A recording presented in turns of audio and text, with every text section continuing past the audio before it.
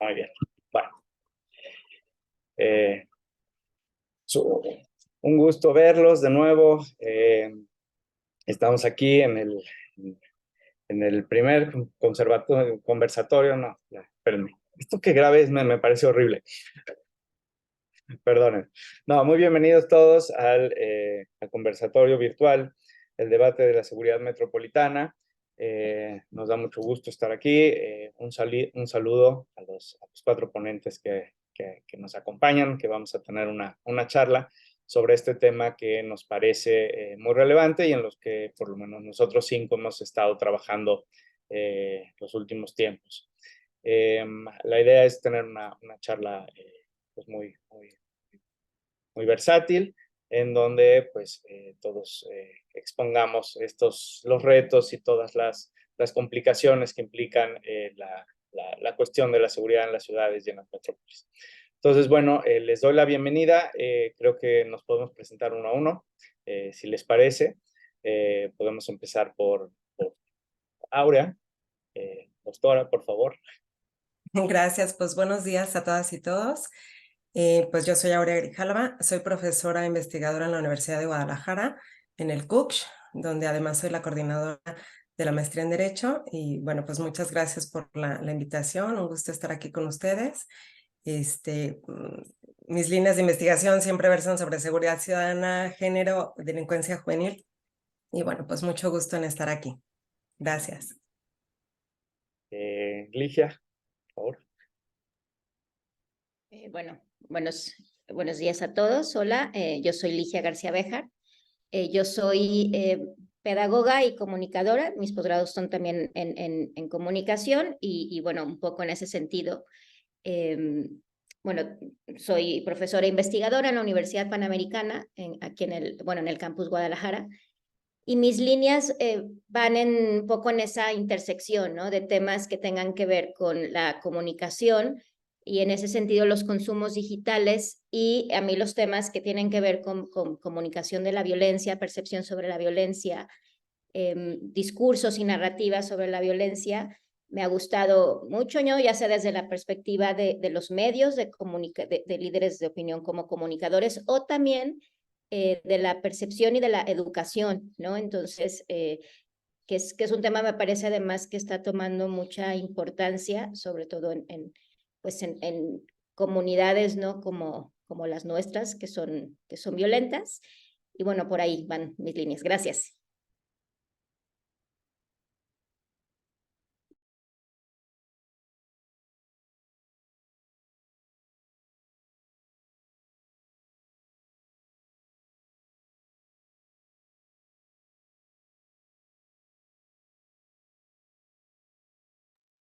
Yo soy el que no me escucho, perdón. Sí, Carlos, si te puedes presentar, por favor. Bueno, yo soy Carlos Figueroa, soy investigador de aquí de la Universidad de Guadalajara, soy de investigadores e investigadoras por México, soy economista y me dedico a cosas de, en este caso, economía del crimen y delito en un amplio sentido. Y pues lo mío son los numeritos, criticar los numeritos y ser un hater profesional en ese sentido, ¿no? Perfecto, muchas gracias. Andrés.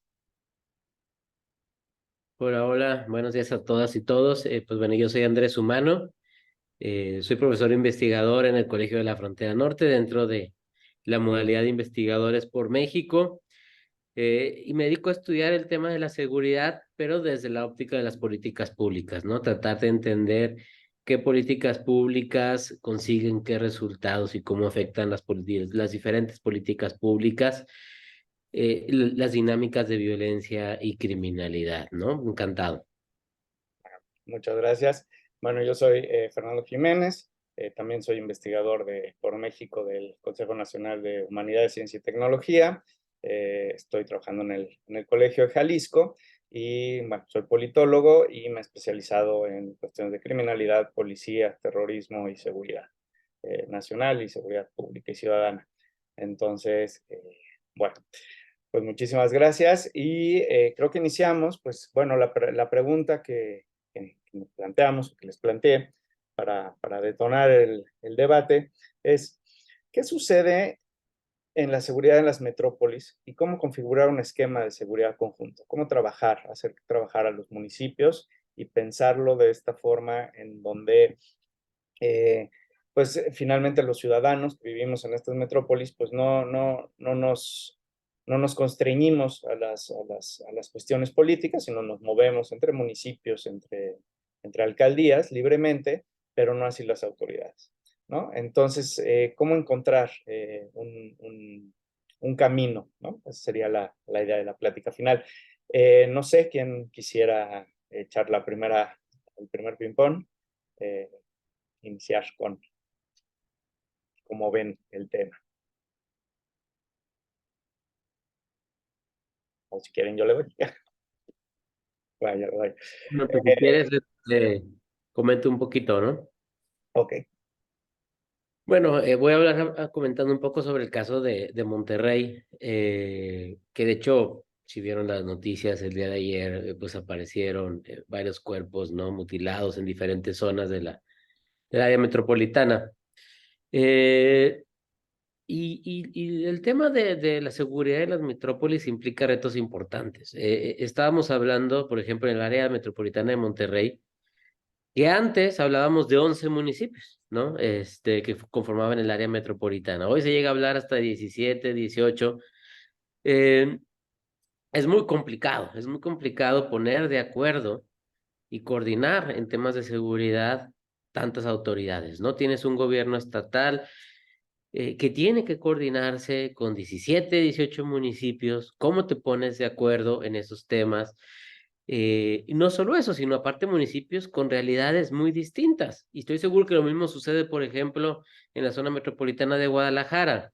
Tienes San Pedro Garza García, un municipio con un muy alto poder adquisitivo, que tiene altos servicios y que de la misma manera también tiene una policía profesional, capacitada, con tecnología, eh, y que tiene ciertos problemas de seguridad. Y bueno, ¿cómo logras que se hable y que se coordine con municipios, por ejemplo, como Juárez, ¿no? En la misma zona metropolitana, un municipio que raya ya en el tema de medio lo rural, medio lo urbano, con otras dinámicas de problemas, con una policía prácticamente inexistente. ¿O cómo logras que se ponga de acuerdo, por ejemplo, con Cadereyta, ¿no? Un municipio, parte de la ciudad, que en realidad sus problemas tienen que ver más con, por ejemplo, con huachicol, robo de combustible, otro tipo de dinámicas. Entonces, poner de acuerdo a 17 gobiernos municipales, un gobierno estatal, un gobierno federal sobre lo que hay que hacer y cómo abordar el tema de delincuencia y de criminalidad es un reto importante. No lo terminamos de afinar del todo. En su momento se habló mucho del tema del mando único. Resultados mixtos, pero ninguno que fuera convincente respecto a que, miren, implementar el mando único funciona y es la manera de resolver estos problemas, ¿no? Entonces yo lo dejaría con esa reflexión inicial. Ok. No, sin duda alguna. Aparte, Monterrey, digo, utilizándolo como inicial, ¿no? Sí hay unas diferencias muy grandes, o sea, están separados los municipios en cierta forma, ¿no? San Pedro, que es el que tiene mayores recursos, físicamente, ¿no? Se puede aislar, digamos. Entonces, las dinámicas criminales, pues, si bien se mueven entre los 17 ya son, de la zona metropolitana, que es una de las características, ¿no? Las metrópolis que tienen dinámicas económicas, sociales y políticas conjuntas entre todo el territorio, pues bueno, es diferente aquí en Guadalajara, porque en Guadalajara sí no existen digamos, esos municipios aislados, si bien tenemos a Zapopan y a Guadalajara. Zapopan, que es el más rico de la zona, digamos, no está aislado como en Monterrey, entonces las dinámicas criminales son comunes entre los municipios. Inclusive eso llevó a la creación de un mando intermunicipal, se llama una comisaría intermunicipal, entre la comisaría de la Secretaría de Seguridad Pública Municipal de Zapopan y Guadalajara, en donde hacen este trabajo en las zonas limítrofes para dar seguridad sin que importe si es Guadalajara o Zapopan.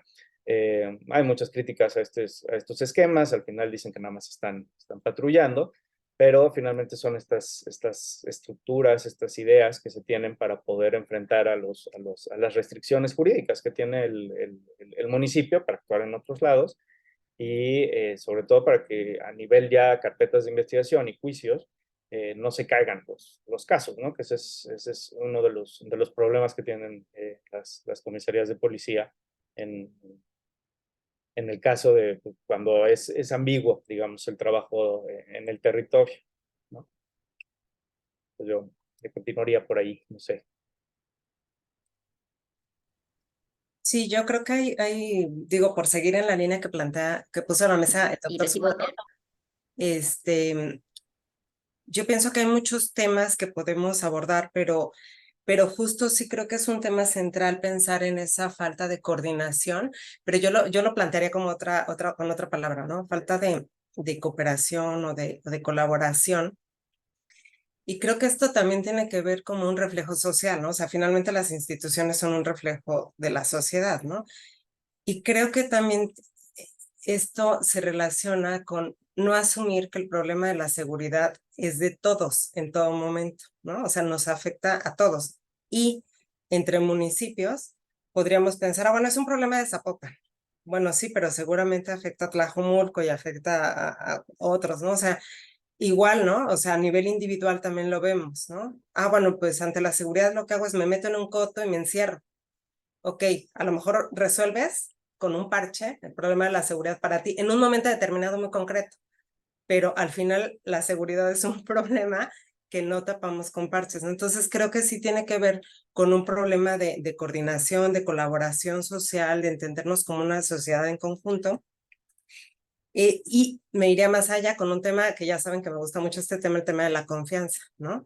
Y confianza, en muchos sentidos, o sea, entre ciudadanos, ciudadanos e instituciones, instituciones a ciudadanos, instituciones entre instituciones, ¿no? Y bueno, como les decía, pensando que es un problema que queremos solucionar, no que estamos echando la bolita unos a otros, ¿no? Entonces, creo que si cambiamos ese paradigma de cómo solucionamos, pues todos podemos participar, ¿no? Gracias. Y es bien importante este asunto de que si no nos hacemos corresponsables, como que si al final es un problema de la autoridad, ¿no? Es problema de ellos. Y no nos sentimos como actores que damos seguridad o que generamos seguridad o que generamos inseguridad y violencia también en nuestros actos diarios. Yo siempre, bueno, antes cuando eran presenciales todas las actividades, lo primero que preguntaba era, bueno, ¿cuántos se pasaron un semáforo, alguna falta cívica cometieron para llegar aquí? Y las caras eran la mayoría había pasado o cuestionaban el comportamiento, y desde ahí empezamos, ¿no? Y eran conferencias sobre seguridad, eran cosas de que estábamos hablando de cómo cambiar las instituciones, y de repente, pues, bueno, pues sí, pero nosotros, ¿qué estamos haciendo en nuestra parte? Eso es un cambio de visión muy grande, o sea, ya el concepto de seguridad ciudadana, donde somos actores de, ¿no?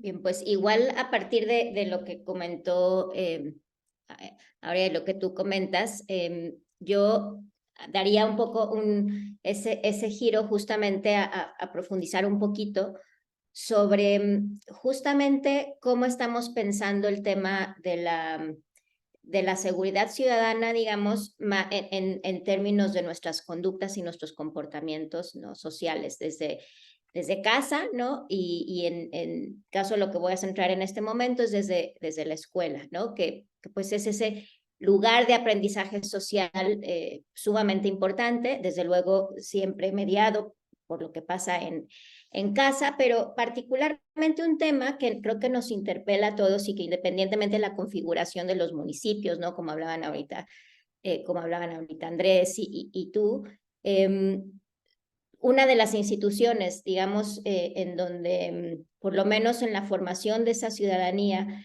se pasa más tiempo es en las escuelas, ¿no? Y un tema en el que creo que hemos pensado poco, y aquí me incluyo a todos, ¿no? Porque el tema de la formación en la cultura de la paz y de la no violencia, que finalmente sí afecta en cómo estamos, digamos, viviendo y asumiendo, ¿no?, los temas de seguridad, ha estado en el discurso, ¿no?, haciendo una revisión y un análisis de pues, las últimas reformas educativas de manera, digamos, a veces más explícita que no. De hecho, en la nueva escuela mexicana está muy explícito como un principio básico de la nueva escuela mexicana, la cultura de la paz. Pero también en la reforma anterior estaba, digamos, todo en términos de educación ciudadana, ¿no?, y del respeto al otro. Sin embargo, digamos, ya aterrizado en pues en los diseños curriculares, es cierto que ha sido, pues, muy, digamos, no ha sido una parte toral, ¿no? Ha sido una parte en la que en realidad las escuelas y los profesores, ¿no? Mucha de mi investigación aplicada sucede en las escuelas. Y creo que una de las herramientas de las que más carecen los profesores y más les preocupan es cómo, digamos, afrontar desde su cancha pues temas relativos justamente a la educación pues de la no violencia, el abordaje de los conflictos, qué es la paz, no cómo se construye la paz, no como concepto abstracto, sino como cotidianidad. Entonces, en ese sentido, creo que esto se conecta, ¿no?, con lo que decía Aurea. Si no pensamos en cómo, digamos, en cómo vivimos esto, y si no lo hacemos vida en el día a día, ¿no?, en este caso, como decía, en las escuelas, me parece difícil, ¿no?, que podamos, digamos, entrar o posibilitar, ¿no?, que haya pues que haya como cambios, ¿no?, y saltos reales más allá, digamos, de lo que nos supera, ¿no?, que son pues ya cuestiones que tienen que ver más pues con delitos y demás, porque al final yo creo que igual están conectados, ¿no?, porque todo en la realidad está conectado. Y aquí dejaría yo por ahora. Don Carlos.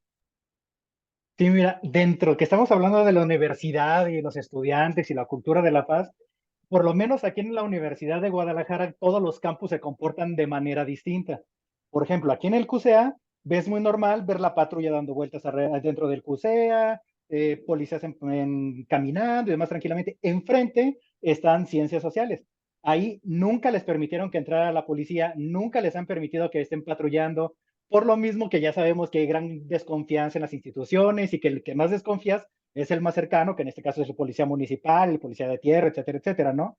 Entonces, partiendo desde esa perspectiva de que las mismas instituciones y los mismos estudiantes tienen comportamientos muy dispares, pues también tenemos que ver como que el acercamiento que le tenemos que hacer no puede ser tan institucional, sino tiene que ser muy acotado, ¿no? Y eso partiendo de que, digo, en alrededor de aquí donde está el CUSEA, está la prepa y demás, son fácilmente 30,000 alumnos los que están a la semana, más o menos 30,000 alumnos inscritos, poco más, poco menos. Entonces, básicamente como que esa problemática de la falta de confianza de los mismos estudiantes, o sea, no fue ni siquiera la institución, los mismos estudiantes de ciencias sociales se organizaron y dijeron, no queremos que entren porque estamos en contra de bla, mientras que aquí en el CUSEA es algo normal, o sea, lo das por un hecho de que van a entrar y siempre ha sido así desde hace muchísimos años, ¿no? Y asimismo, la universidad hizo sus programas para tratar de aliviar esos problemas, donde básicamente consistía en poner alumbrado cerca donde estaban las paradas de los camiones y demás, pero conforme se hacían construcciones y demás, ciertos campus se volvieron literal nidos de ratas porque los estudiantes tenían que caminar 1 o 2 kilómetros, los robaban y demás, y básicamente eso no ha cambiado. O sea, las instituciones, en este caso de seguridad pública, no se han acercado al estudiantado y por lo mismo el estudiantado no se ha acercado y les ha tenido más confianza, ¿no? Entonces, así como que desde ahí empieza mucho lo de la desconfianza y la perspectiva que nosotros podemos tener como ciudadanos en el futuro de cómo se va a dar esta relación, ¿no?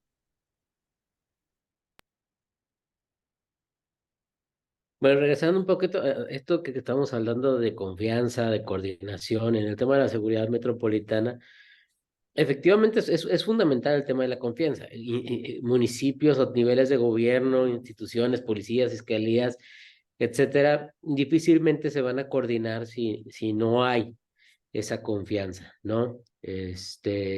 Como decía Putnam y también Fukuyama, etcétera, en diferentes libros, sobre el tema de la confianza, pues aquellas sociedades que han tenido más éxito en diferentes temas, no necesariamente en las sociedades que tienen más éxito resulta que la gente va a hacer cosas juntos y hay equipos de fútbol y hay actividades extracurriculares y hay grupos de música, etcétera. No, más bien es porque hay esas cosas que tuvieron éxito, ¿no? Porque precisamente se generan esos sentidos de pertenencia, esa confianza. Eh, pero la manera en la que se construye esa confianza ha tenido problemas en el tema metropolitano. Partamos de cómo es que se generó la idea del mando único, ¿no? La idea un poco del mando único tenía que ver, sí, con la idea de que, bueno, es que son muchas instituciones y entonces no nos podemos poner de acuerdo, entonces mejor vamos a desaparecer las municipales y que quede una policía estatal. Pero también en el fondo de eso estaba la idea de, no, es que las policías municipales son corruptas, es que las policías municipales son ineficientes, es que las policías municipales están infiltradas. Entonces, como las policías municipales no funcionan, pues mejor vamos a que la policía estatal se haga cargo, ¿no? Dentro de este esquema de mando único. Complicado porque tampoco había ninguna evidencia de que efectivamente las policías estatales eran más confiables y eran más profesionales y eficientes que las municipales, ¿no? Por ejemplo, pensando otra vez en el caso de Monterrey, yo no sé, no me queda claro si Fuerza Civil sea más confiable, por ejemplo, que la policía de San Pedro, ¿no? Este... Y entonces se empieza a construir eso, pero no solo pasa con el tema mando único, luego sucede también con el tema de la introducción de las Fuerzas Armadas, ¿no? Tu respuesta al tema de seguridad es, bueno, vamos a utilizar a las fuerzas, al ejército como fuerza de ocupación para tratar de controlar territorios, pero partes de este esquema también desde la desconfianza, ¿no? Un poco de, bueno, como las instituciones civiles de seguridad no son confiables, los mismos son corruptas, son ineficientes, entonces necesitamos traer al ejército, ¿no? Porque ellos sí son confiables y estos no. Entonces, ¿cómo vas a generar esa cooperación? Y lo mismo sucede incluso en el tema de la Guardia Nacional, ¿no? Como no confiamos en las instituciones civiles, pues vamos a traer la Guardia Nacional para esperar que resuelva el problema. Y eso evidentemente no va a funcionar porque la Guardia Nacional ni es suficiente, ni alcanza para todos y no necesariamente tampoco es, aunque efectivamente tiene mejores niveles de confianza de la ciudadanía en las encuestas de INEGI, pues no significa que sea pura y que no tenga tampoco problemas de corrupción, de ineficacia y demás, ¿no? Y sola no va a poder. Entonces partes desde este esquema de desconfianza eh, y no generas el trabajo conjunto. Y entonces ahí lo ves a unas Fuerzas Armadas que no quieren colaborar con las policías porque no confían en ellas. Lo mismo policías con fiscalías.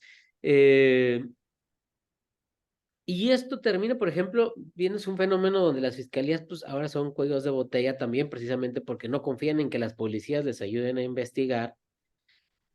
Y todavía para hacer más grave el problema en las zonas metropolitanas es que todo esto lo tienes que enfrentar en un contexto donde no sé si les sucede lo mismo en Guadalajara, pero supongo que sí, que lo mismo en Monterrey, donde están creciendo estas ciudades muy fuerte, ¿no? En particular en Monterrey con el tema del nearshoring, pues estás teniendo un crecimiento muy importante, está llegando mucha inversión, pero también con todo eso llega mucha migración, llega mucha gente a las ciudades. Y entonces todo este problema de coordinación, de desconfianza, le sumas que se te está llegando toda esta cantidad de gente que se está sentando en las periferias de las metrópolis y que están en condiciones muy precarias. Evidentemente ni la planeación ni los servicios están pudiendo atender esta demanda y ahí se te genera también un problema porque entonces ahí estás generando un terreno fértil precisamente para que surjan problemas importantes de violencia y de criminalidad encima ya de un problema importante de coordinación que tenías, ¿no? Ahí lo dejo por el momento. No, yo ahí te sumaría que, aparte, o sea, fuera de la gente que llega a los cordones, también llegan migrantes altamente calificados que tienen una percepción y unas expectativas de lo que es la seguridad, ¿no? Y que también generan una serie de problemas, que una cosa es la idea que pensamos de que debería de ser la seguridad o cómo deberían de actuar las policías, y en el momento en que ya te encuentras en una situación donde hace falta la acción de poder del gobierno, actúan de una forma muy distinta, ¿no? Y también vinculada con lo de la vigilancia dentro de las universidades en CUSEA y demás, de que unas permiten y otros no, pues bueno, mucho la percepción que vas a tener es por la experiencia, ¿no? Y si la primera experiencia fue que te hicieron un cateo ilegal en la calle porque ibas caminando a una hora que no debías y te trataron mal los policías, pues vas a tener una reacción mala hacia las instituciones de seguridad. Y eso pasa mucho, o sea, los modelos policiales, pues es en cierta forma la criminalización de los jóvenes, la criminalización de ciertas actividades que esos jóvenes desarrollan. Me acuerdo mucho en la Ciudad de México cuando Giuliani y todo el caso, cuando se trajeron todo lo que podían de Estados Unidos con Marcelo Ebrard, una de las prácticas, una de las órdenes, digamos, o de las recomendaciones era a todos los grupos de más de 3 hombres hay que detenerlos y revisarlos. Entonces, claro, eso te genera, o sea, como chavo de 16 años, oye, pues, ¿qué me estás, o sea, por qué me quieres tocar? Pero, digo, era un cateo completo, ¿no? Entonces, saca todo lo que tienes de las bolsas, fuera de que, pues, seguramente uno tenía el miedo en ese momento de que pues, te vayan a quitar los 20 pesos que pues, era tu comida, ¿no? ¿Por qué? Porque pues, sí, las autoridades, algunas son extremadamente corruptas, otras no, y otras aprovechan la situación de vulnerabilidad de las personas para cometer actos de abuso. Y entonces eso es como una práctica, ¿no? Digamos, y es social en todos los campos. O sea, yo lo que veo es que las instituciones en general intentan o tienen esa práctica de abusar del ciudadano. O sea, si vas al IMSS, pues te traen dando vueltas por todas las ventanillas el mayor tiempo posible para que te acabes yendo, ¿no? O sea, es una práctica institucional de gatekeepers en donde pues hay que dar el menor servicio al menor número de personas y entonces más bien hay que alejarlos de las instituciones. Y esto rompe completamente con una visión, como bien decía Ligia, de construcción de seguridad desde la escuela, desde los ciudadanos, ¿no? La seguridad ciudadana, como bien decía Aurea. ¿Cómo lo vamos a hacer si las instituciones actúan de esa forma, si los ciudadanos también nos comportamos de otra forma? Y si tenemos, digamos, yo digo, 2 niveles. Uno, pues los que ya estamos grandes y mal acostumbrados, que muchos son criminales y muchos son criminales que tienen buenas carreras criminales. Y por otro lado tenemos otro nivel que pues son las generaciones futuras, ¿no? Entonces tienen a una serie de adultos que se comportan de cierta forma, que generan una educación, y por el otro lado en las escuelas pues tienes el ideal, ¿no? Que niños no se traten mal, niños respétense, niños no se hablen feo, o sea, cualquier serie de ideas que pueden venir muy bien en una guía, pero que finalmente el maestro en la realidad no sabe cómo transmitir esa idea de paz, esa idea de respeto, porque no la ha vivido. No lo ha vivido y no es parte de su ethos. Entonces, yo he escuchado unos comentarios de maestros que dicen, es que yo soy de paz, y escuchas, no, pues es que le pegó porque le gusta. Y dices, no, es que ahí ya, es imposible que estés pensando en paz. Pero esa es la idea que tienes, ¿no? Ese es como te formaste y cómo has vivido. Sí, yo quería, es que son muchas ideas que están como surgiendo, muy interesantes y quisiera como comentar en varias de ellas. Yo, primero en lo que comentaba Carlos, creo que todos aquí vamos a coincidir, pero bueno, hay que ponerlo sobre la mesa. El tema de no tenemos primero diagnósticos adecuados, entonces, ¿cómo queremos resolver un problema si no tenemos un buen diagnóstico? Sabemos muy bien que la información que tenemos sobre violencia es malísima, o sea, no es confiable, ¿no? Nada más con decir que el 90% de los delitos no llegan al conocimiento de la autoridad, pues, ¿sobre qué estamos tomando decisiones? ¿Quién sabe? Y esto también tiene que ver con un tema de confianza, porque la confianza se refleja en la no denuncia, ¿no? Entonces, bueno, yo en lo que decía Carlos diría justo eso, ¿no? Y también lo planteaba un poco Andrés, ¿no? Es que tenemos que ver que son realidades distintas y no hay una solución estandarizada como para todos los municipios o todo el país o todo el territorio. Y luego regresando ya al tema de la confianza, creo que aquí la pregunta es, ¿y qué podemos hacer para promover la confianza en una sociedad donde ya nos vivimos con una base de desconfianza, ¿no? ¿Y por qué pienso que no solamente es hacia las instituciones, aunque sí ahorita voy a ir para allá? Porque la confianza incluso entre ciudadanos es muy importante, ¿no? Hay trabajos que hablan de cómo el control informal a veces es mucho más efectivo contra la violencia que el control formal, ¿no? O sea, es más, sin control informal, el control formal no va a funcionar, ¿no? También la confianza se relaciona con cohesión social y esto a su vez en eficacia colectiva. O sea, nunca como ciudadanos nos vamos a organizar y aprender o lograr solucionar nuestros problemas si no confiamos unos en otros y nos logramos organizar y dialogar, etcétera, ¿no? Todo lo que se hace en una sociedad en donde hay una base importante de confianza, ¿no? Y en cuanto a la confianza, también decir, un poco yéndome a la literatura de confianza, concretamente en la policía, de qué es lo que se relaciona con la confianza. Y es muy gracioso porque a veces dices, bueno, pues vamos mal en todos lados, ¿no? Una es la eficiencia en las funciones. Pensemos en la policía en México, ¿no? Una es que se logra el objetivo de la institución. Primer punto en donde quizá tenemos un tache, ¿no? Después es la imparcialidad y un trato, digamos, de igualdad a los ciudadanos. Tache también, o sea, nuestras instituciones no son igualitarias, ¿no? Hay grupos, como bien mencionabas, Fernando, a los que, ¿no? Digamos, se enfoca el poder punitivo, ¿no? Y en otros donde prácticamente pueden hacer lo que quieran y pasan desapercibidos por el sistema. Y la otra es el trato que proporciona a los ciudadanos. Esto es algo que se ha estudiado mucho en justicia procedimental, ¿no?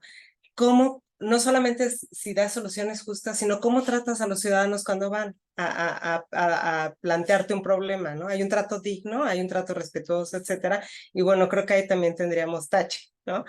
Y bueno, comentando con lo que decía Ligia, que a mí también me gusta mucho esta idea, creo que también sería muy importante dentro de esta perspectiva integral pensar en cómo las violencias están conectadas. O sea, estamos tan acostumbrados a esta violencia espectacular, ya con asesinatos, desaparecidos, cuerpos, pero realmente las violencias sutiles, pues son las que están detrás de esa violencia espectacular, ¿no? Y efectivamente se trabajan en las escuelas, en casa, ¿no? Yo tengo un trabajo reciente que se publicó hace meses en donde conecté un poco la propensión de cuando alguien es víctima dentro del hogar a ser víctima fuera del hogar, ¿no? O sea, el ya ser víctima aumenta la propensión a ser víctima fuera del hogar y eso hace que te configures como polivíctima, ¿no? Y Carlos y yo, que a lo mejor ahorita quiere comentar un poco más sobre eso, estamos trabajando sobre un análisis de cómo la incidencia delictiva en un contexto influye en la violencia familiar también. O sea, parece que lo macro se relaciona también con lo micro. Entonces, no podemos trabajar de manera aislada, como decía yo hace rato, ¿no? Gracias. Yo voy a añadir aquí también otro elemento que me parece súper importante en este entorno, digamos, de desconfianza y de mucha complejidad, ¿no? Que también es el tema de las narrativas sobre los temas de seguridad, ¿no? Y partiría, pues, creo que planteando, ¿no?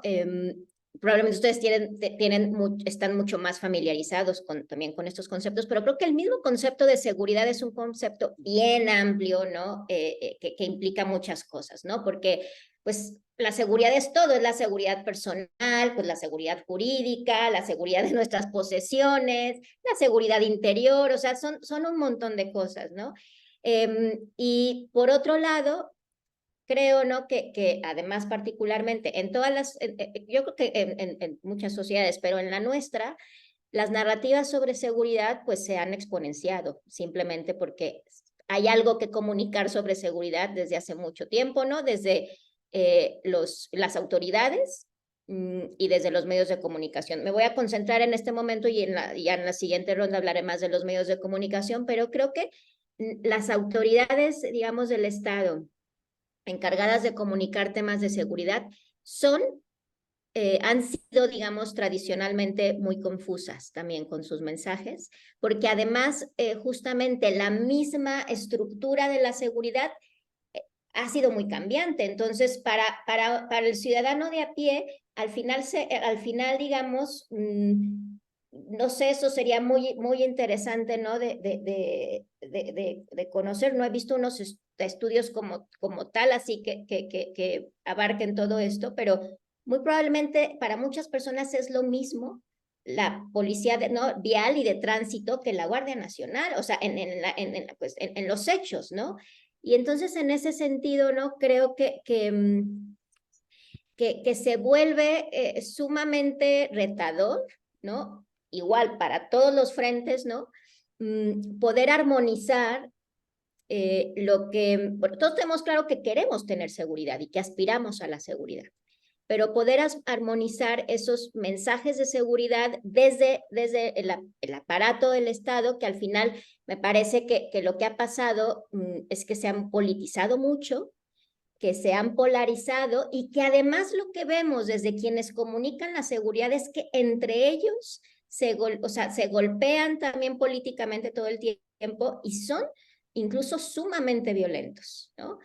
A mí me parece que si bien estamos acostumbrados y que un poco también sabemos que el juego político es ese, ¿no? Tirarse unos al otros y demás, sí creo que el discurso, por un lado, digamos, ha bajado mucho de nivel, ¿no? En términos de cómo se refieren incluso a los contrincantes políticos, y eso en sí mismo ya es violento, ¿no? Y también, digamos, cómo se desacredita y cómo no se piensa más allá de lo que pueda favorecer políticamente el discurso de la narrativa sobre seguridad, también hace mucho más confuso para la ciudadanía entender eso. Entonces, creo que no hemos alcanzado a dimensionar y no han alcanzado a dimensionar las autoridades, ¿no? Que comunican los temas sobre seguridad, las implicaciones también hacia la violencia que tiene, cómo se refieren a la seguridad, y además cómo se comportan, ¿no? Políticamente también en ese sentido, ¿no? Es una cosa que a mí me preocupa mucho porque veo que cada uno para su molino, pero los discursos políticos son sumamente violentos, ¿no? En general. Yo, en ese tema, coincido completamente contigo, porque aparte son como mensajes contradictorios. Por un lado, bueno, vamos a la paz, no cometan delitos, o sea, a ver, ciudadanos, compórtense, ¿no? En cierto sentido. Y por el otro lado, volteas y los ves a la clase política, a los administradores del país, y pues ellos están violentándose y violentándonos a nosotros y creando este estado pues de generación de violencia, de pérdida de respeto entre los ciudadanos y hacia las normas y hacia las propias instituciones, ¿no? O sea, en esto de la confianza, por ahí se dice, ¿no? Tarda mucho tiempo en generarse la confianza, pero un solo acto, un solo error, ya puede acabar con todo ese trabajo. Entonces hay que ser muy cuidadosos y pues yo creo que ni los ciudadanos, ni los tomadores de decisiones, ni los políticos están teniendo ese cuidado para hacer un país más pacífico. Entonces, por un lado están los grandes programas, lo vamos a poner en las escuelas, los ciudadanos, o sea, cultura de la paz está por todos lados, pero en la realidad, la forma de actuar todos los días de esos operadores deja muchísimo que desear, ¿no? Y eso seguramente tiene alguna implicación en que si yo veo que el señor que está allá, que es el político, no cumple con las normas, no cumple con nada, pues yo por qué lo voy a hacer, ¿no? O sea, esa es una pérdida absoluta, o sea, no tengo ningún incentivo para pensarlo, aparte no se castiga, aparte no se persigue, o sea, todo lo que llevamos históricamente ahí, pues, digamos que si lo soluciono con un billete de 500 pesos, pues lo voy a hacer, ¿no? Esa sería la lógica. Y es todo lo contrario a lo que queremos generar, ¿no? Porque esos 500 pesos, sí, yo creo, estoy convencidísimo que son el inicio de la cadena criminal que acaba con los cuerpos desmembrados que aparecieron ayer en Nuevo León, en Monterrey. Entonces, en ese sentido nos dejan muchísimo, dejan mucho que desear, mucho que desear. Y luego, el uso de la violencia, como decía Andrés, bueno, pues tenemos un hecho de violencia extrema, y entonces, ¿cuál es la respuesta? Fuerza, ¿no? Las fuerzas militares, ¿no? Y dentro de más militar se parezca a tu policía, parece que más eficiente es, porque ese es otro de los temas, ¿no? Una cosa es usar a los militares, y ya los conocemos, y otra cosa es cómo nuestras policías civiles se quieren parecer a las militares, ¿no? Son paramilitares, ¿no? Y tenemos las grandes tanquetas y utilizan las mismas armas, y bueno, es toda una imagen que finalmente es una imagen de guerra. O sea, cuando ves a las camionetas de las policías municipales armadas, con máscaras, con cascos tácticos y demás, dices, bueno, esto es la diferencia entre un militar y un civil y un policía municipal, tampoco es que exista, ¿no? O sea, por lo menos en imagen, y la idea que tienen, que buscan de ejercer el poder, de asustar a la población, de asustar a los criminales, de ahora sí va a haber orden por la fuerza, pues nos intimida finalmente, ¿no? O esa es la sensación, ¿no? Ves pasar un convoy y lo que quieres es alejarte de ahí, pues son imanes de balas, ¿no? No, hay que estar lejos. Entonces ahí tenemos unos grandes retos que tampoco es que vengan, lo estén solucionando desde las cúpulas, ¿no? Bueno, sobre eso que comentas, Fernando, yo diría,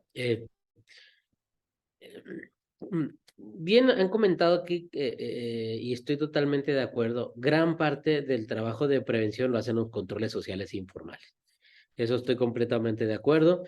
Tenemos problemas en esos controles sociales e informales, sí. ¿Por qué? Porque estamos viendo que se nos están metiendo muchas personas al tema de crimen organizado, por ejemplo. Que acaba de salir este artículo en Science, ¿no?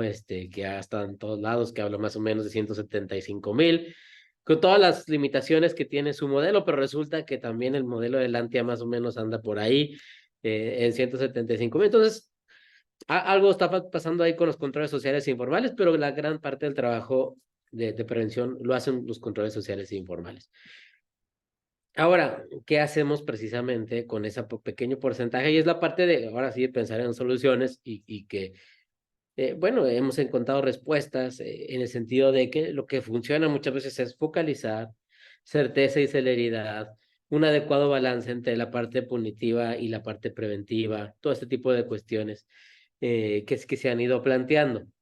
Eh, en el tema este que tú hablas de la parte militar y de reacción, ha tenido una consecuencia gravísima, y es que los gobiernos municipales y estatales, inclusive el propio federal hoy en día, ante la posibilidad de aventarle la pelotita al ejército o a la Guardia Nacional, se lavan las manos. Es decir, el tema de seguridad políticamente es un tema que pesa. Es decir, es un tema que te puede, que te puede quitar votos, que también te los podrá dar, pero lo ven como un tema negativo. Y entonces lo que prefieren hacer ante la misma postura presidencial de la respuesta ante todos los problemas de seguridad es más Guardia Nacional. Entonces la respuesta también de muchas de las autoridades municipales y estatales ha sido, bueno, yo me dedico a hacer otras cosas de la seguridad que se encargue la Guardia Nacional y el Ejército. Entonces toda la parte civil ha claudicado en el tema de seguridad. Simple y sencillamente dicen, bueno, esto le toca al Ejército, a los militares, y esta cosa que viene de fuera, que son ellos, que a ellos les toca resolverlos. Y si no funcionó, es porque no hubo suficientes militares, lo que necesitamos son más militares, ¿no? Cuando hemos visto que precisamente, al menos los casos de éxito que tenemos en el país, es un modelo muy distinto. Las fuerzas de ocupación, como en el caso de la Guardia Nacional, te pueden funcionar un periodo de tiempo corto, eh, pero eventualmente se van a tener que ir conforme llegue la nueva emergencia o se van estabilizando y eventualmente se generan pactos de protección. ¿Qué casos de éxito tenemos? Está el caso, por ejemplo, de Coahuila. Coahuila, que en la época de los Zetas era uno de los estados con más violencia y más criminalidad en el país. Y hoy está en el lugar 2 o 3 de los lugares más seguros. Eh, Está el caso de Yucatán, que se ha mantenido por mucho tiempo como una de las entidades más pacíficas. Y habrá gente que dirá, bueno, es que Yucatán nunca pasa nada. Bueno, pues ahí está Quintana Roo a un lado y vemos lo que está pasando en Quintana Roo, ¿no? Eh, entonces, y estos modelos lo que nos han enseñado es que más bien mucho de esto ha tenido que ver con un esfuerzo muy desde lo local, donde participan, el gobierno estatal asume su responsabilidad, los gobiernos municipales asumen su responsabilidad, claro, hay una coordinación con el ejército, pero también participan empresarios, también participan sociedad civil. Eso es una respuesta de toda la sociedad en conjunto para tratar de efectivamente darle solución al problema. Eso es lo que hemos visto que nos ha funcionado más en Coahuila, en Yucatán, en su momento en Ciudad Juárez y en otros lugares. No el tema de mandar militares, ¿no?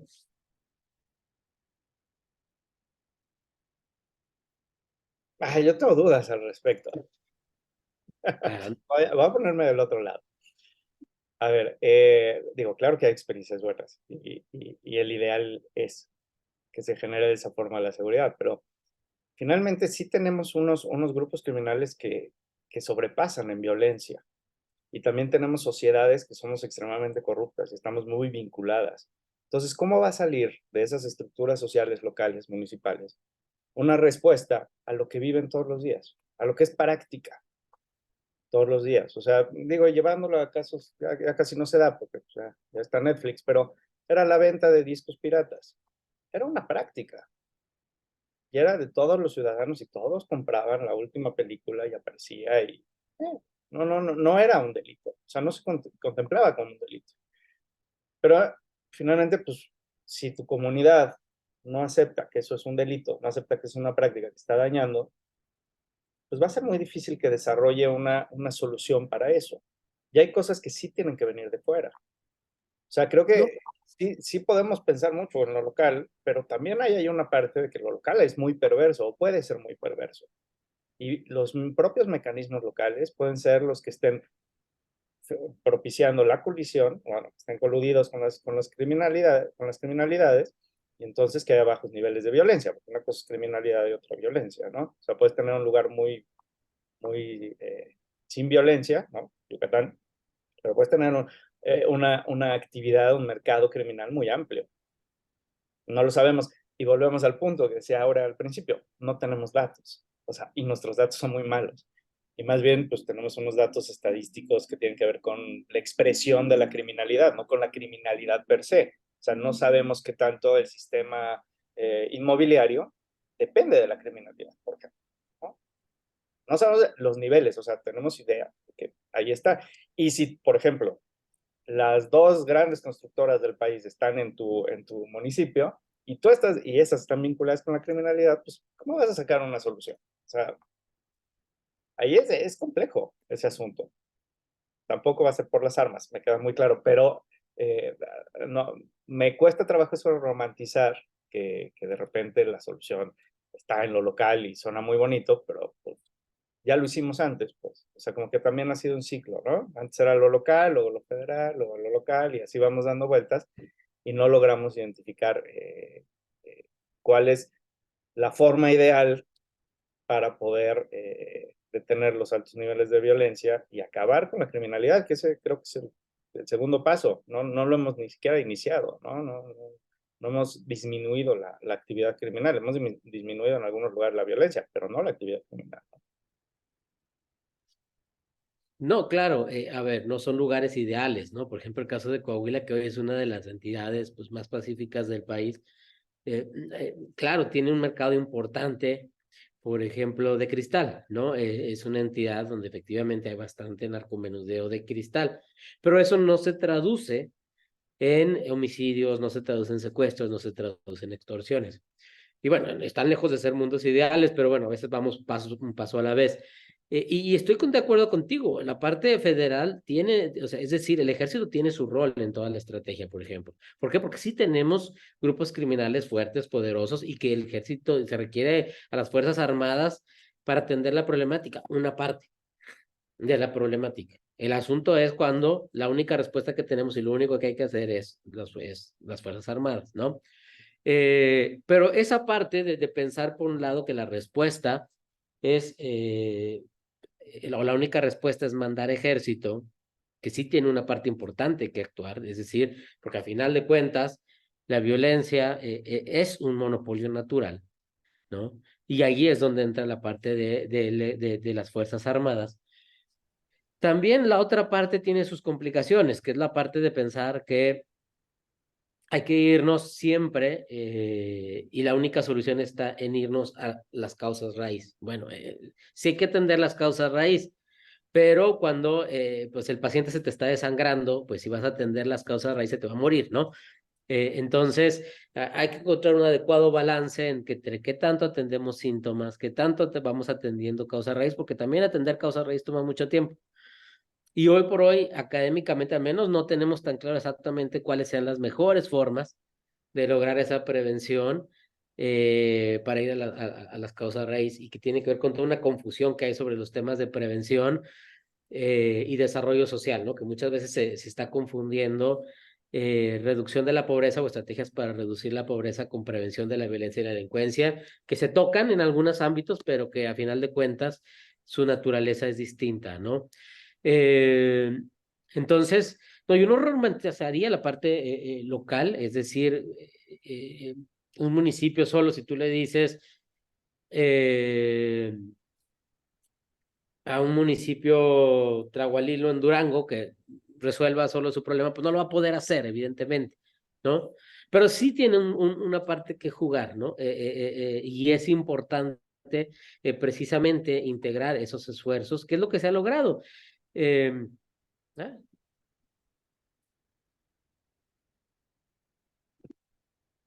¿Ya? Perdón, aquí pasó algo. Bien, entonces, ahí está el caso, yo lo veo el caso, por ejemplo, de Coahuila, el caso, por ejemplo, en su momento de Nuevo León, cuando se creó Fuerza Civil, el Grupo de los 10, todo lo que se hizo en su momento para lograr mejoras importantes, el caso de Todos Somos Juárez en su momento. Es decir, pensar que no hemos aprendido nada en más de 18 años me parecería que no es el camino. Sí hemos aprendido muchas cosas en estos 18 años que tenemos lidiando con estos problemas importantes de violencia y criminalidad, y creo que hay que retomar esas lecciones. Ahora,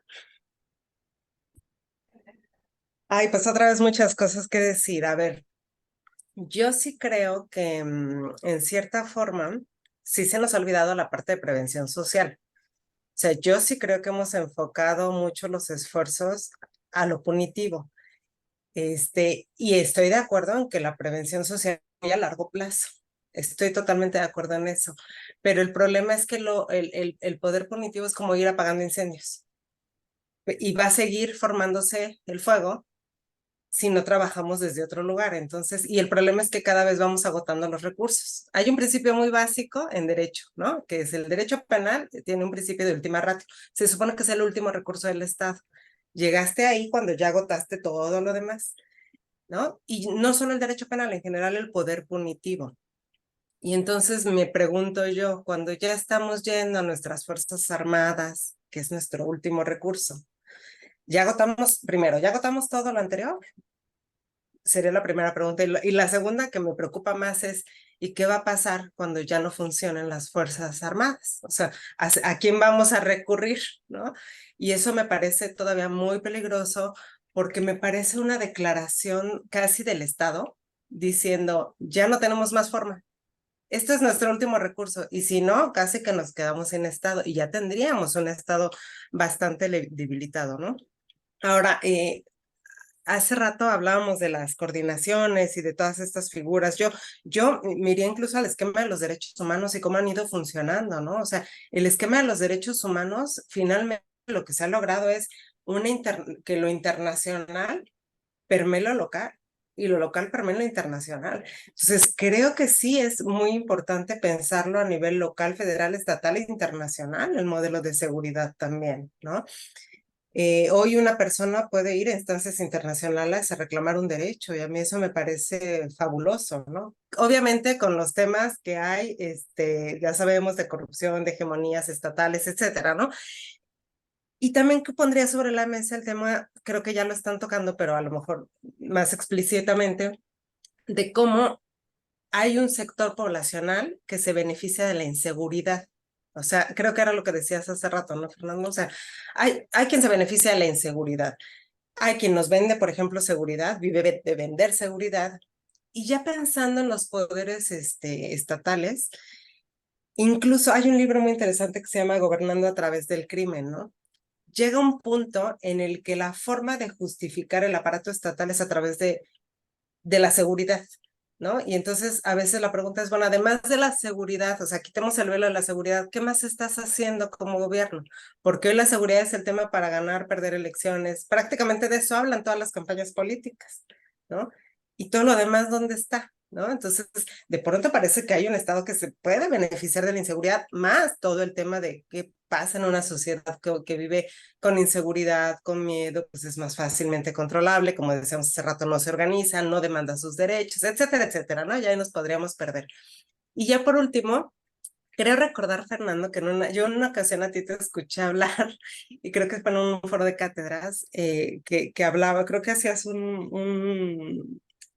presentabas un trabajo de Interpol y todo este tema del fútbol y tal, y me acuerdo mucho, se me quedó muy grabado, que decías, bueno, es que a veces los gobiernos, el aparato estatal, el control formal, pues tiene unas delimitaciones territoriales, ¿no? Y entonces estamos con ese juego de me toca a mí, te toca a ti, no sé qué, y la criminalidad, ¿no? O sea, la criminalidad se mueve sin eso. Entonces, es una criminalidad organizada ante un Estado desorganizado, ¿no? O sea, y la sociedad también desorganizada. No tenemos cómo hacer frente en ese sentido, ¿no? Ahí lo dejaría. Gracias. Yo añadiría ahí un elemento más que también a mí me preocupa mucho y como todo esto que es un montón de cosas que como que abrimos muchos frentes, ¿no? Pero bueno, un poco es que es así de multivariable, ¿no? Es este tema que es que la misma, digo, en ese sentido de la prevención, perdón, social del que mencionaba Aurea, también está el tema de que las mismas sociedades hemos cambiado, o sea, no somos las mismas personas y las mismas configuraciones de las comunidades, digamos, macro y micro de hace 20, 50 años, ¿no? La configuración familiar ha cambiado, la forma en la que nos movemos, las pautas sociales de comportamiento se han modificado, ¿no? Ayer, por ejemplo, escuchaba un reporte, ¿no? Que hablaba de que pienso que debe ser algo muy similar y obviamente aquí quizá mucho mayor, no lo sé, pero que en España está habiendo una mayor incidencia de menores de edad cometiendo delitos pues como homicidios, ¿no? Entonces, y un poco hacían entrevistaban a jovencitos, ¿no?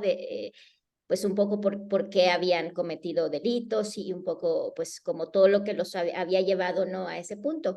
Y el común denominador era que no eran totalmente conscientes de lo que habían hecho y que lo habían hecho, digamos, pues de forma un poco hasta sin pensar que eso realmente era algo muy grave, ¿no? Entonces, un tema que a mí me preocupa que si hablamos de que no, de que justamente no hemos abordado el tema desde la prevención y sí, mucho más desde lo punitivo, que al final también tenemos una sociedad que ha banalizado mucho más el mal, ¿no? Y esto lo vemos en muchas prácticas sociales, ¿no? En nuestros consumos culturales, en las canciones que escuchamos. A mí nunca me ha gustado como criticar y escandalizarme de lo que consumimos, ¿no? Porque pues al final digamos, todo lo que hacemos es reflejo de la sociedad, o sea, no es que los consumos, digamos, nos influyan, o sea, un poco, todo está, digamos, completamente interconectado. Pero en efecto creo que esas prácticas culturales, ¿no? El otro día me pidieron escribir un artículo de reflexión pues sobre los narcocorridos y todos estos fenómenos, pues como los pesos plumas y tal, que luego, como yo no los consumo tanto, me son ajenos y me tengo que meter más bien a estudiarlos. Y yo los veo como una consecuencia natural, pues de qué más se va a hablar si en el imaginario colectivo hay violencia, pero de todos nosotros. Eso nos interpela, ¿no? Totalmente. Entonces es lo que está en nuestras cabezas, es en lo que está en nuestros corazones. Y en ese sentido, creo que también en este clima, digamos, de violencia, ¿no? Y de un discurso, digamos, muy, como decían ustedes, muy, bueno, que además un reflejo, ¿no? De estas estructuras de seguridad muy militarizadas, muy punitivas, o sea, ¿qué nos espera si además no estamos siendo conscientes de que estamos como sociedad banalizando el mal, de que estamos deteriorando mucho, ¿no? Nuestros comportamientos y nuestras pautas sociales, de que somos al final, sí somos, pues, hemos no como generalizado, pero sí somos sociedades más individualistas, que pensamos que somos mucho menos capaces de pensar en el otro porque así son las estructuras sociales en la actualidad, ¿no? Y entonces todo eso creo que finalmente, ¿no? A mí me gusta ser siempre muy esperanzadora, ¿no? Pero creo que la esperanza tiene que estar acompañada, ¿no? de estrategias y de digamos, ir hacia un fin común. Y yo sí veo, ¿no? Que en este sentido no estamos siendo muy conscientes de cómo además, justo por todo lo que nos rodea, estamos quizá aportando, ¿no? a una cultura de banalizar mucho, ¿no? Pues el mal en general, ¿no?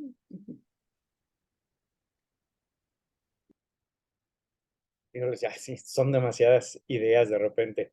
Pero bueno, también eso para quien nos escuche, nos vea, ese es el, ese es las complicaciones de la seguridad de la criminalidad. O sea, no es lo que vemos de repente en medios o en el analista de televisión y demás, que te hace pues alguna idea, plantea alguna idea, pues detrás lleva una cantidad de temas muy amplios que tienen que ver con la vida cotidiana, que tienen que ver pues, con el globo, con todo, absolutamente, prácticamente todas las actividades pueden estar vinculadas de una u otra forma. Entonces, eso es lo que pasa por nuestras cabezas, ¿no? O sea, también en eso estamos todo el tiempo cuando estamos trabajando.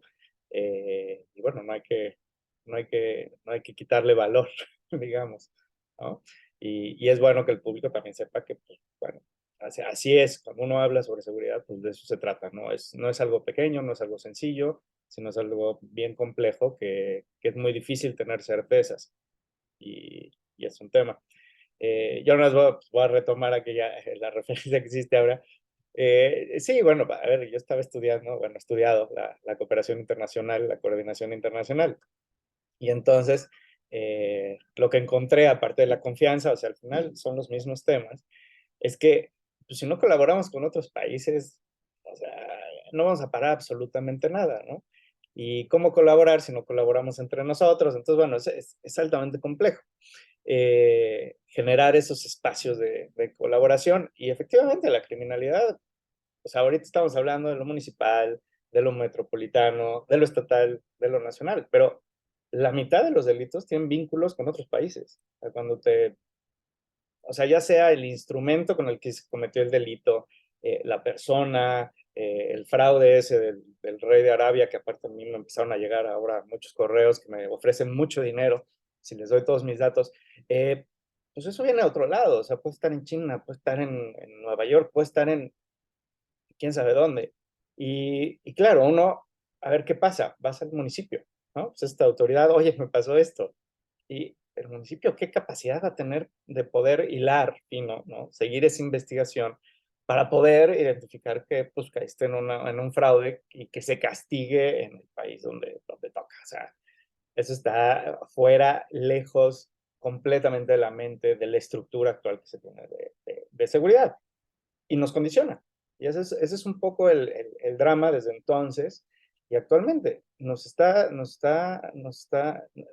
vida diaria está definida por eso. O sea, y a mí son los grandes temas, ¿no? Eh, si no metemos en orden, digamos, y acabamos con esas criminalidades que no generan violencia, pues va a ser muy difícil que acabemos con la criminalidad. O sea, la vamos a tener, no vamos a tener violencia, muy bien, una estrellita en la frente, pero finalmente esas criminalidades lo que hacen es comerse a la sociedad, comerse al Estado y finalmente te dejan incapaz de poder vivir en paz y desarrollarte.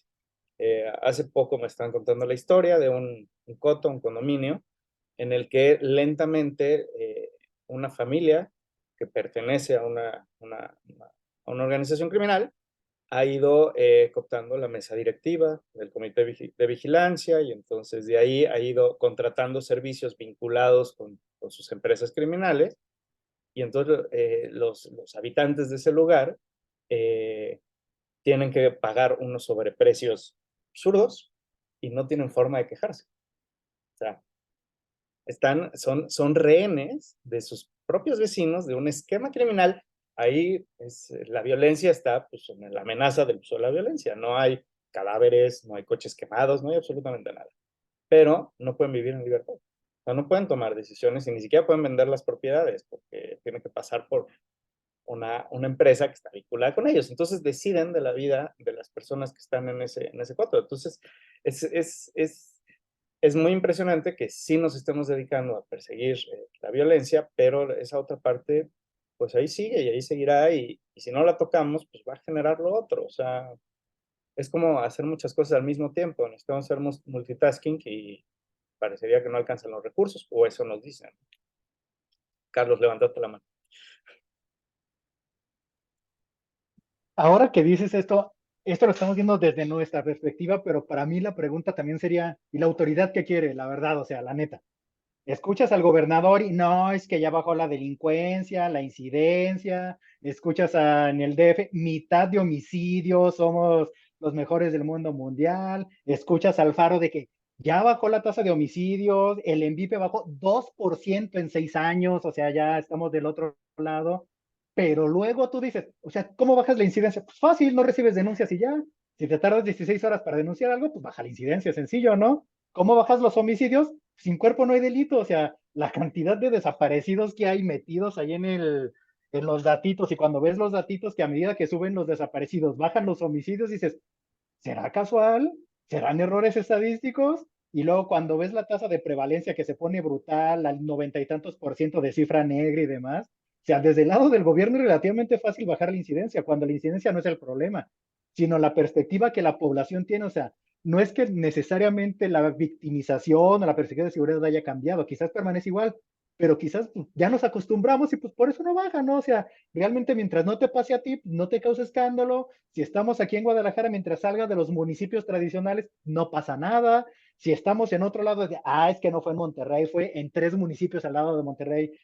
Es que pasa todo en Ecatepec pero en el DF no pasa nada, ¿eh? No pasó en la Benito Juárez, es en Iztapalapa es otra cosa, ¿no?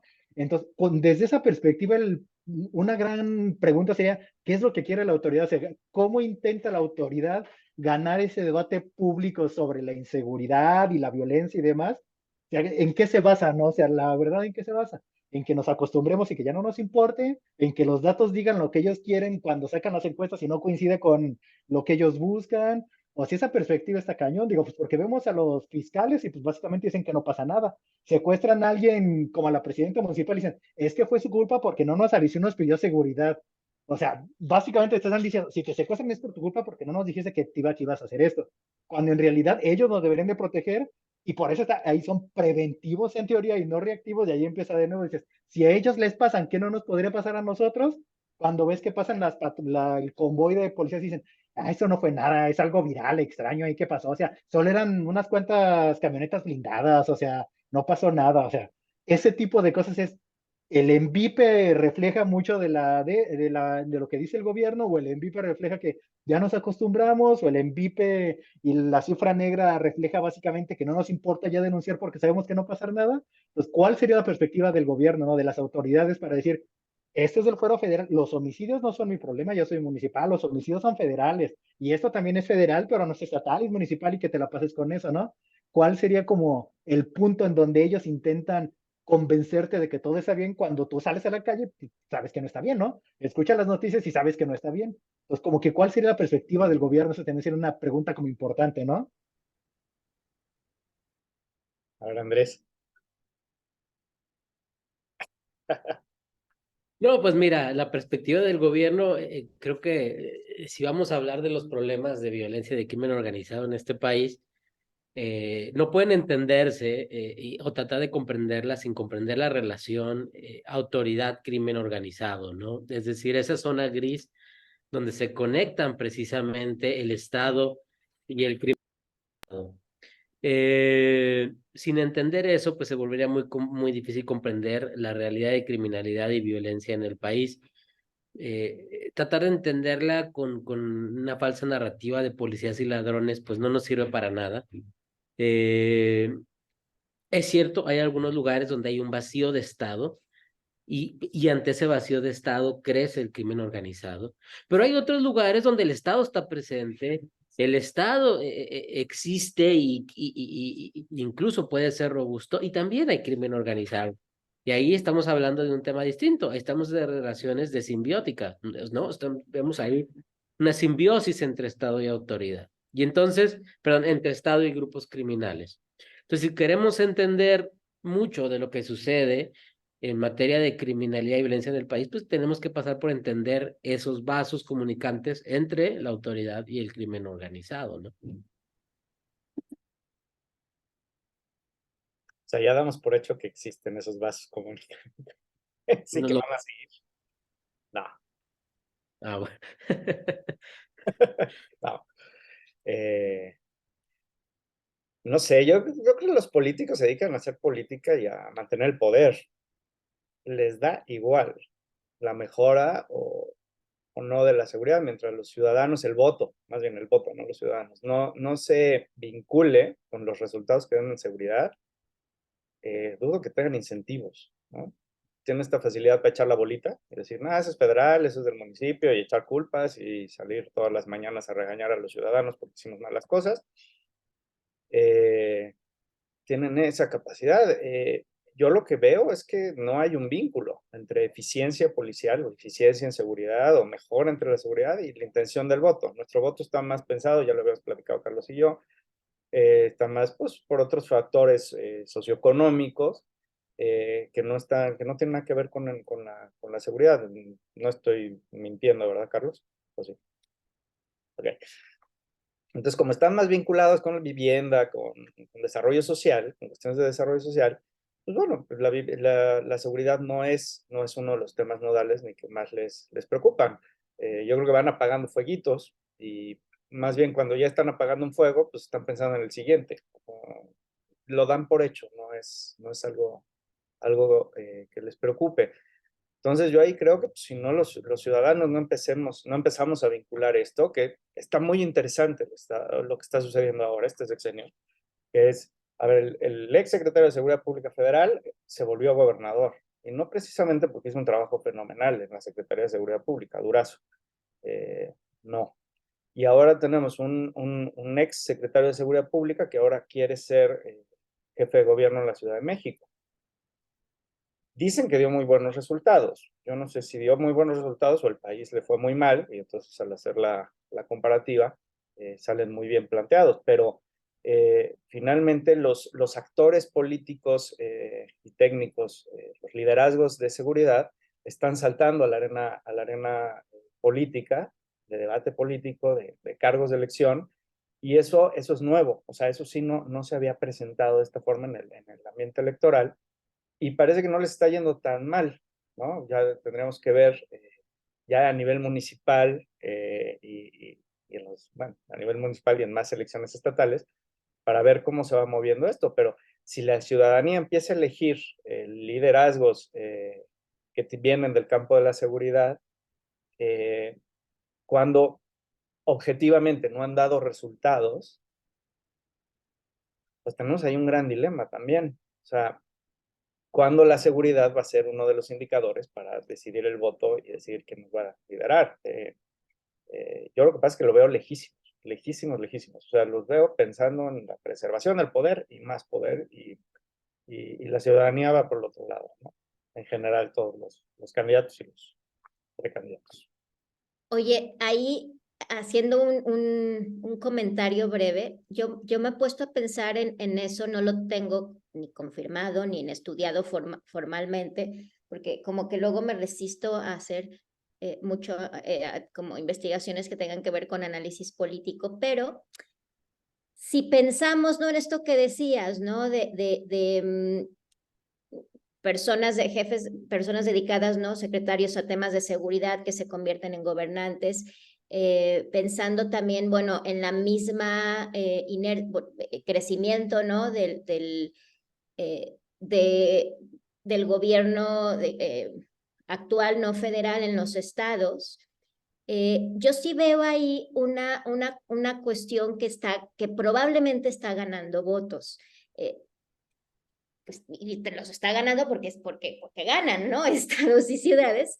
Y es que la narrativa electoral sí trae consigo un mensaje de seguridad, y no un mensaje de seguridad punitivo, sino un mensaje justamente de cultura de la paz, ¿no? La misma esencia de la frase de abrazos, no balazos, ¿no? Un poco pues un poco hasta una sociedad, digamos, más una vida en comunidad, pensemos en los demás, primero esto, ¿no? O sea, el discurso sí, es decir, eso yo creo que sí gana votos.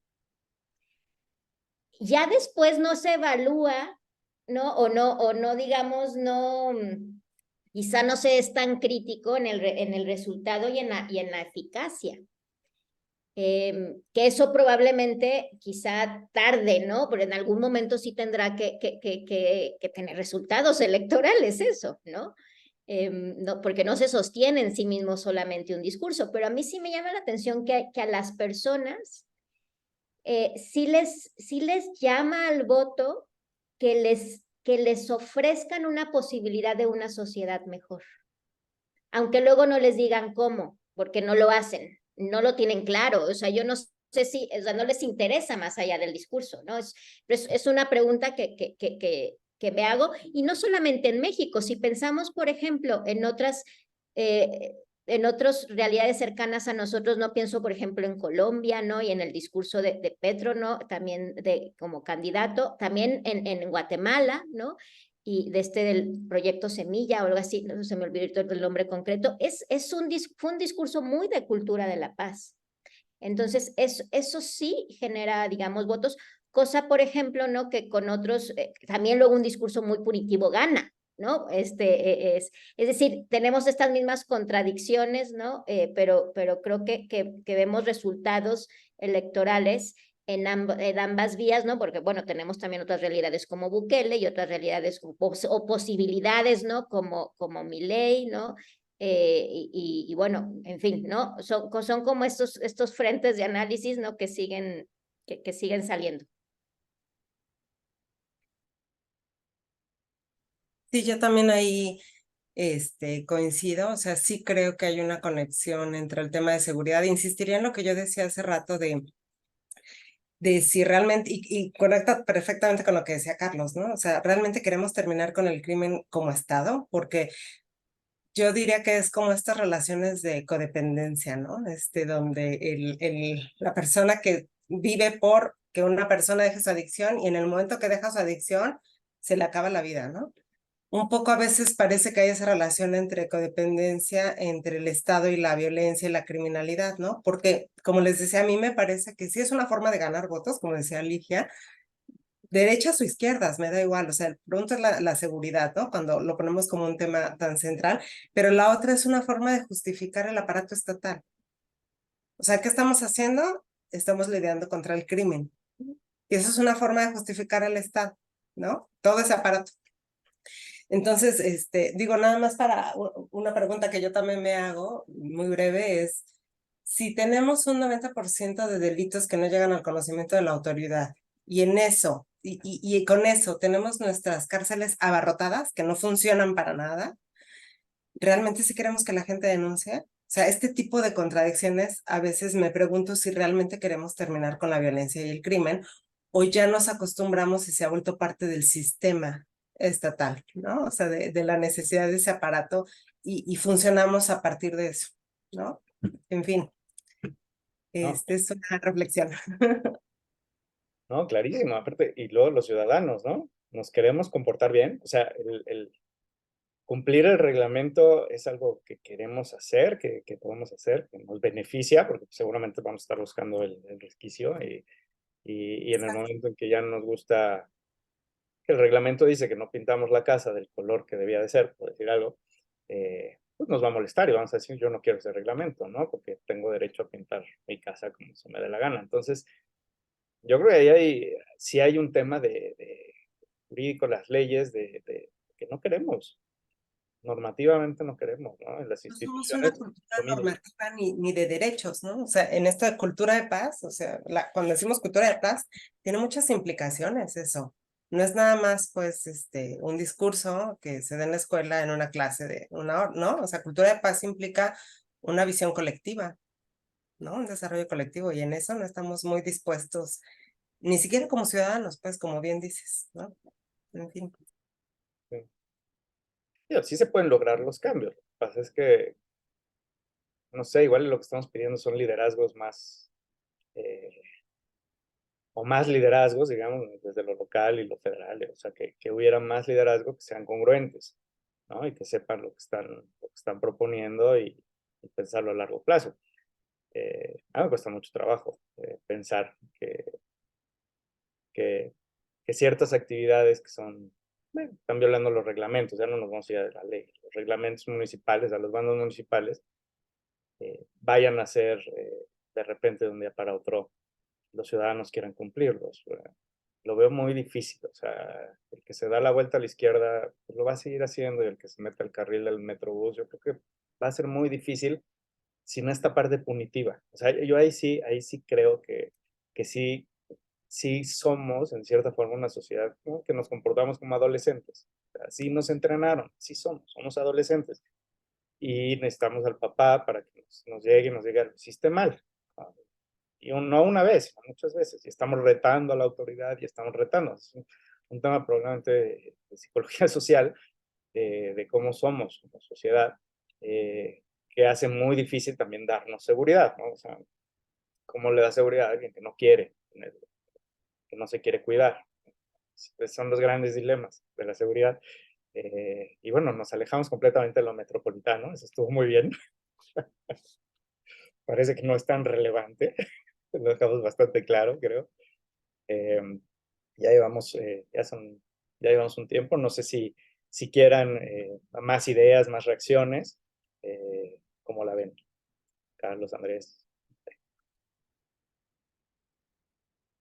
Yo creo que son bastantes puntos ya de reflexión, muchos, como bien dices, pues eso es lo complejo del tema de la seguridad, ¿no? O sea, justo, pero yo ya veo muchos frentes ahí para dejar en la reflexión.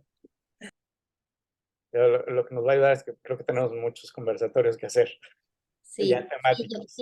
yo dejaría para otro, porque también ese es otro gran tema por abrir, los medios de comunicación y la violencia, es decir, el periodismo que cubre la violencia, ¿no? Creo que eso en términos de seguridad metropolitana sí tiene mucha relevancia, pero yo lo dejaría, ¿no?, para otro momento, porque creo que hemos hablado de otros actores sociales que con eso, ¿no?, ya abrimos otros frentes, pero también ahí hay otro gran tema para reflexionar desde los medios de comunicación. Bueno, pues nos quedamos con más dudas y con más temas y con más trabajo seguramente. Pero bueno, pues si no hay nada más que decir, muchísimas gracias por escucharnos, muchísimas gracias por acudir a este conversatorio. Pues muy buen día a todos, que estén muy bien y nos vemos yo creo que en el próximo, porque pues con tantos temas nos estamos autoobligando a continuar y a estructurar todas estas ideas. Entonces, bueno, pues muchísimas gracias y nos estamos viendo. Gracias. Oye, traes en el inconsciente el querer en un concierto, entonces ya hablando del conservatorio, pero bueno, nos vemos. Hasta luego. Muchas gracias. A todos y todas.